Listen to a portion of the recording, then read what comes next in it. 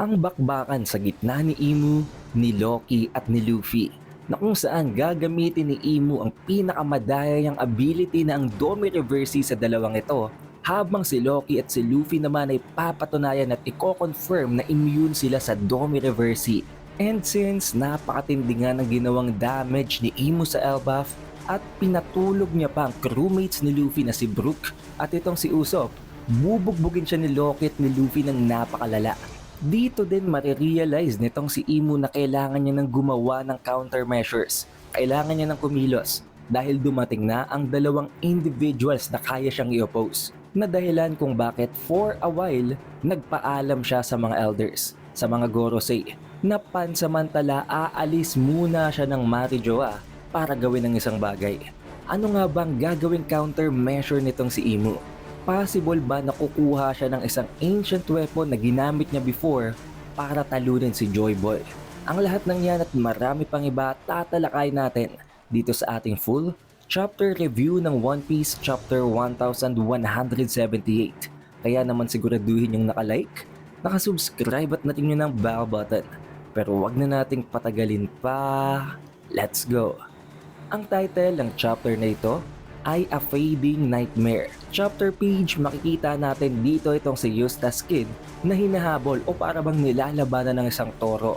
Pero sa pinaka-context ng chapter guys, makikita natin na nandito na ang mga Straw Hats. Natagpuan nila ang kanilang captain na si Luffy na nasa kanyang Gear 5 form na dala-dala si Usopp at si Brook na parehong walang malay. Sinabi naman agad ni Luffy na sila na daw muna ang bahala kay Brook at dito kay Usopp.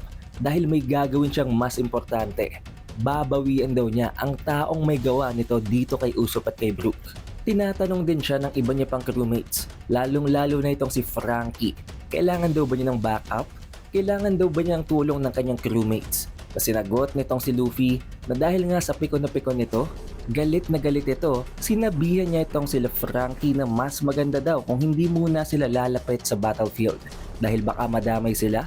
Baka tamaan lang sila ng mga ligaw na atake dahil siguro alam and aware din itong si Luffy kung anong degree ang level ng lethality ni Imu nitong si Gunko na sinasapian ng pinakamalakas na enemy nila. Habang idinadagdag niya pa, napakadelikado din daw makipaglaban nitong si Loki at wala din siya gaanong pake sa paligid kaya kung pupunta sila doon, baka tamaan din sila ng atake ni Loki. Habang binibigyan ng diin na hindi daw biro ang lakas at ang powers nitong si Loki. Rason kung bakit bigla naman ditong nagsalita si Sanji. Habang binabanggit na ganon din naman daw itong si Luffy, napaka-reckless ding makipaglaban. On the other hand naman makikita natin na nagsisimula na ang laban sa gitna nitong si Loki at nitong si Imu. Ang pinakaunang atake na binabalak gawin dito ni Loki guys, para bang gusto niyang i-one hit talaga itong si Imu. Immediately, walang kahit na anong may hinang atake para mag-warm up, binabalak niyang mag-launch ng isang Thunder Breath dito kay Imu. However, itong si Imu naman guys, hindi man lamang kinakabahan.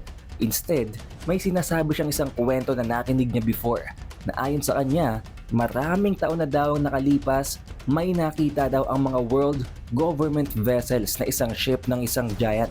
And for some reason, ang giant na ito ay tinatarget at winawasak lamang ang mga world government vessels. Wala itong ibang masyadong target tulad ng ibang pirates. At hindi lang yon, may namamataan daw silang isang napakalaking flying black beast kasama nito. Kaya ngayon, naisip nitong si Imu na hindi daw pala haka-haka or chismis lang ang tungkol sa bagay na yon.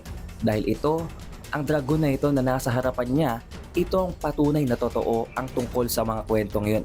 Hindi naman nagtagal ini-launch at i-deploy na nitong si Nidhogg ni Loki sa kanyang Zoan form ang kanyang Dragon Breath. Literal na napakalakas na explosion. Kung tinamaan nun si Gunko, kung tinamaan nun nitong si Imu, siguradong gutay-gutay ng katawan nito. However, hindi talaga yung tumama dahil alam natin kahit papano napakabilis ng movement speed nitong si Gunko. Hinahanap din itong si Loki kung nasaan pumunta ang kanyang target pero nasa itaas niya lang ito. Napakadali nitong na-evade ang kanyang atake. Rason kung bakit naisip dito nitong si Loki, sobrang liit ng kanyang target. Habang siya sobrang laki naman niya, mahihirapan talaga siyang patamaan to. Si Luffy naman guys, hindi na nagpatagal pa, makikita natin na agad talaga siyang bumalik sa battlefield. Galit na galit siya habang sinasabihan niya itong si Gunko at itong si Imu na pagbabayaran nilang ginawa nila kay Brook at kay Usopp. However, bago pa man lamang makapag-deploy ng atake itong si Luffy, makikita natin guys na unti-unti nang umalis, lumisa na sa katawan ni Gunko si Imu na para bang isa lamang itong shadow. Para bang kung anong parasite lang na nanggaling sa katawan ni Gunko. Rason kung bakit gulat na gulat si Luffy, hindi niya naiintindihan kung anong nangyari. And eventually, ang para bang itim na bagay na ito ay unti-unting nag-form ng itsura ni Imu na nakikita natin palagi sa silhouette. However, the same as before, walang muka, walang kahit ano. Literal na black entity lang. Habang sinasabi dito sa dalawang ito, kay Luffy na nasa kanyang Sun God Nika form at kay Loki na nasa kanyang Nidhogg form na kung sana lang daw ang dalawang ito ay nabura at napatay din niya tulad ni Rox, wala na sana siyang mga problema. Rason kung bakit kung anong ginawa niya kay Rox before, binabalak din niyang gawin dito sa dalawang ito. Sinimulan niya na dito ang chant habang inilalabas ang parabang mga tendrils, ang mga tentacles na dumadaan sa mga pentagram na ginawa din niya noon kay Rox. Ito ay walang iba kung hindi ang ginagawa niyang preparation, ang ginagawa niyang ritual para sa Domi Reversi. Pinears niya ang katawan nitong si Nidhogg at ni Nika habang sinasabi na kamuhian daw nilang isa't isa. Kung natatandaan nyo pa guys, ganito ang nangyari sa God Valley incident kay Rox. Parehong proseso, parehong paraan. Like ng ibang mga giants na ginamitan niya ng Domi Reversi nang hindi sila tinutusok, itong si Luffy, itong si Loki at maging si Rox, tinusok niya muna guys bago niya gamitan ng Domi Reversi. I think this is one of the key details na kailangan natin silipin sa pag-a-analyze at sa pagtuklas ng kung anong mga variants ng Domi Reversi. Pero ano nga bang nangyari kay Luffy at kay Loki? Makikita natin dito guys, if pinalash ang panel ng mukha ng dalawang ito, kung nagbago ba ang kanilang mga mata, kung nagbago ba ang kanilang itsura. However, there was not a single difference. Ang confirmation dito guys, hindi sila tinabla ng Domi Reversi. Instead, parang na-weirdohan lamang itong si Luffy at itong si Loki. Dahil unang-una sa lahat, walang damage ang tentacles or ang black tendrils na yon na ginamit itong si Imu. Para bang idinikit? Para bang nilagyan lamang sila ng something nun para subukan kung tatalab sa kanilang Domi Reversi. Pero wala yung damage, walang kahit na anong injuries na nagawa yun dito kay Luffy at kay Loki. Habang itong si Loki naman, iba naman ang kumuha ng kanyang interes. Yun ay ang pagbanggit nitong si Imu ng tungkol kay Rox. Dahil alam nyo naman guys, si Loki ang number 1 fanboy ni Rox Sebek. Dahilan kung bakit para bang na-intrigue siya sa sinabi nitong si Imu. Habang itong si Imu para bang alam niya na agad na ganito ang magiging outcome. Hindi siya nasurpresa na hindi tumalabang Domi Reversi niya sa dalawang ito. Habang sinasabi na as expected, para bang alam niya talaga na immune sila sa kanyang Domi Reversi. Pero ang dalawang ito ni Loki at ni Luffy, hindi nagatubili pa. Itong si Loki naisip niya agad napakaliit nitong si Imu nang nasa katawan pa siya ni Gunko. Ngayon, nang wala na siyang ginagamit na vessel, mas lalo pa siyang lumiit sa kanyang black form. Kaya naman dito ma-realize natin guys na magre-revert na ulit itong si Loki sa kanyang giant form para matapatan niya si Imu. Para tumama ang kanyang mga atake kahit papano. The same goes naman para dito kay Luffy, pero hindi na siya nag-intay pa dito kay Imu na mag-atake ulit.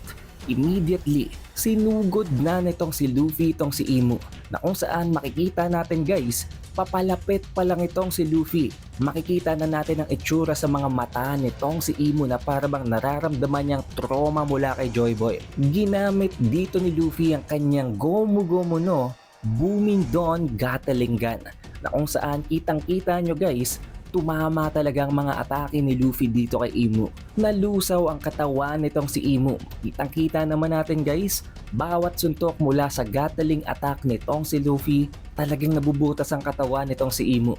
Literal na para bang mas sadista pa ang ginawang atake nitong si Luffy dito kay Imu kumpara sa iba pang mga individuals before, maging dito kay Summers. Dahil kitang-kita natin, para bang binubutas niya ang katawan ng pinakamalakas na antagonist sa kwento.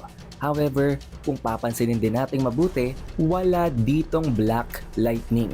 na kung i-assume natin guys, pwedeng totoo nga at mataas ang tsansa na hindi talaga gumamit ng Conqueror's Haki itong si Luffy sa ginawa niyang atake. Si Loki naman guys, since kahit nga napaka-OP ng atake niya sa Nidhogg form niya, hindi naman ito tumatama sa napakaliit niyang target.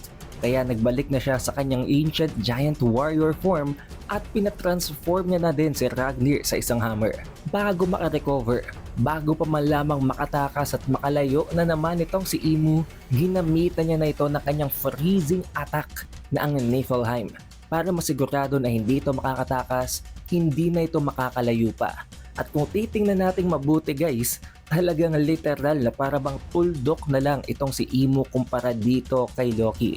At huwag kayong malilito, hindi lang ito si Imu guys, nandito din si Gunko.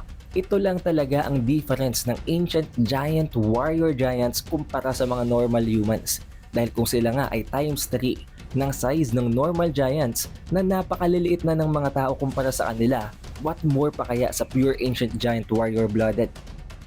Since na i-frozen nga nitong si Loki, itong si Imu at si Gunko gamit ang Niflheim, medyo nalungkot naman dito itong si Luffy. Tinanong niya si Loki kung ito na daw ba ang kanyang final attack, ang kanyang finishing move. Dahil kung oo daw, dapat hindi muna yung ginamit nitong si Loki. Hindi pa siya tapos gumanti. Hindi pa siya tapos bumawi sa ginawa nito dito kay Brook at kay Usopp. Pero ang katotohanan guys, wala na talagang energy itong si Luffy. Kaya right after i-freeze nitong si Loki si Imu, bigla na siyang tumanda at nagbalik sa parabang tuyot at drained na katawan niya after gamitin ng Gear 5. Na actually, buti na nga lang guys dahil kung inabutan pa ito ni Imu, baka siya pang napasama. Ang sagot naman ni Loki guys, hindi ito ang kanyang finishing move. Pero ito ang the best choice of action for now. Dahil baka mag-regenerate na naman ito, baka tumakas ito dahil napakabilis ng movement speed niya. Kaya sa pamamagitan ng freezing attack na yon, hindi lamang nila masisigurado na hindi siya makakapag-regenerate, masisigurado din nila na hindi ito makakatakas. Not to mention, masyado daw siyang malaki. Kung ngayon nga sa kanyang pure Ancient Giant Warrior form, napakaliit na nitong si Gunko at ni Imu, what more pa kaya sa kanyang Black Dragon form? Talagang hindi niya na makita ang kanyang target kaya hindi yun magiging efficient.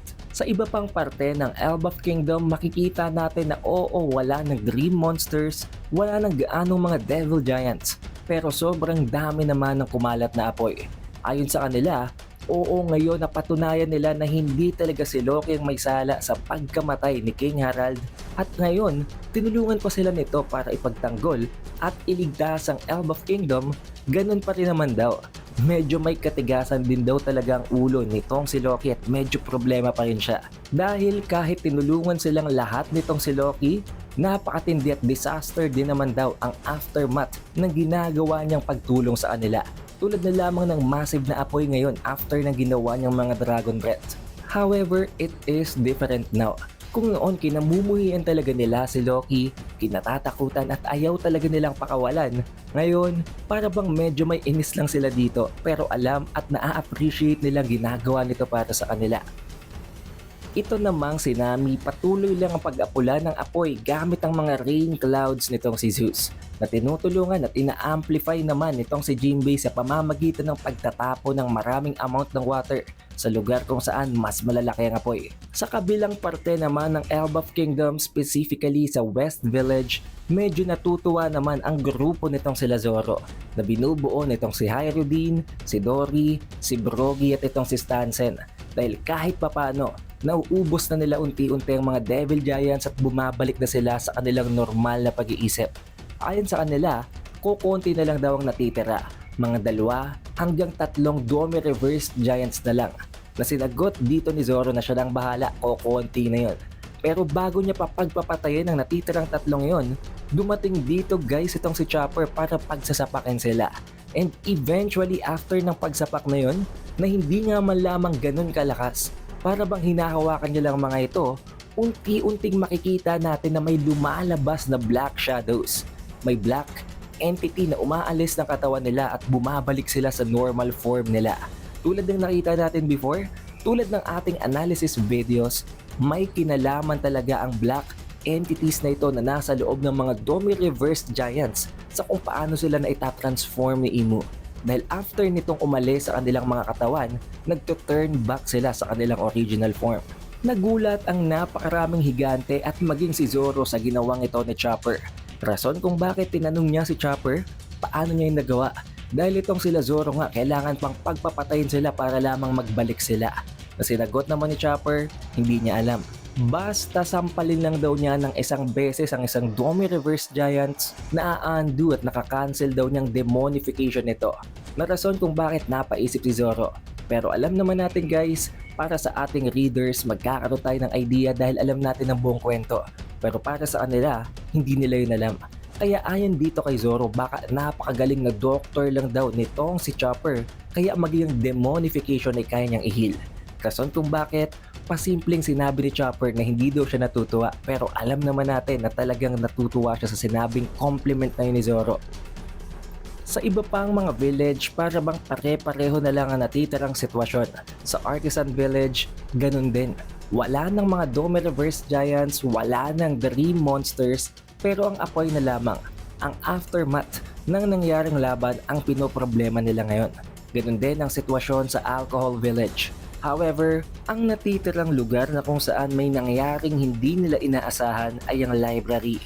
Dahil after nga ng ginawa ni Killingham, dapat kung nasunog daw ang mga aklat, kahit papano may matitira pa dito na hindi pa nagiging abo. Dahil hindi naman completely nasunog ang buong library.